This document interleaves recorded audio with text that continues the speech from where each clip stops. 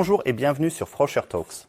Je m'appelle Stéphane et dans cet épisode, nous allons examiner le cycle de vie d'un système ferroviaire.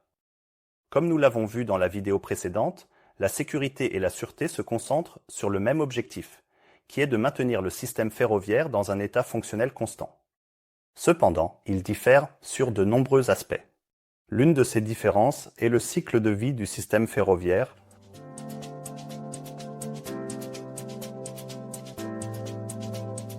Le cycle de vie de la sécurité est défini par les normes Sénélec et est bien établi depuis des décennies. La norme IEC 62443 est un cadre commun pour les systèmes d'automatisation et de contrôle industriel. Mais elle ne répond pas en détail aux besoins d'un système ferroviaire. Ici, la norme TS 50701 pour les applications ferroviaires en matière de cybersécurité entre en jeu.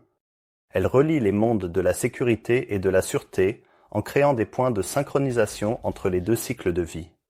Voyons cela de plus près. Dans le cadre du modèle en V, pour la phase de conception, de réalisation et d'exploitation, les activités de sûreté sont définies en parallèle avec les éléments de sécurité. Bien qu'il soit important d'avoir ces interfaces et interactions entre les équipes, il est crucial de découpler les cycles de vie en ce qui concerne les processus d'approbation. Cela signifie qu'un changement dans le système de sûreté ne devrait pas impliquer une nouvelle approbation de sécurité.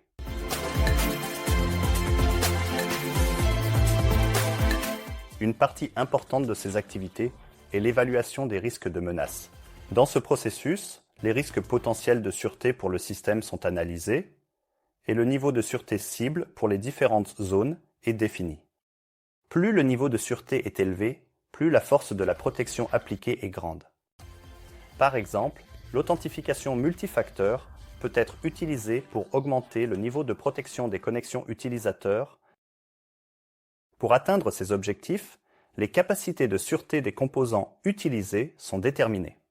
Si le niveau de protection n'est pas suffisant, des contre-mesures supplémentaires doivent être prises jusqu'à ce que le niveau atteint soit égal au niveau cible. Cela peut être des mesures techniques ainsi qu'organisationnelles. Les conditions d'application liées à la sûreté peuvent aider le propriétaire du réseau à comprendre les risques et à définir des règles pour exploiter le système de manière sécurisée. La sécurité et la sûreté doivent prendre en compte les risques de l'une et l'autre pour éviter des effets secondaires. Comme pour la sécurité, la vérification et la validation de la cybersécurité sont nécessaires pour obtenir l'acceptation du système qui peut être remise à l'opérateur. Pendant l'exploitation du système, la procédure de maintenance, en particulier le correctif des composants de sûreté, a une grande importance.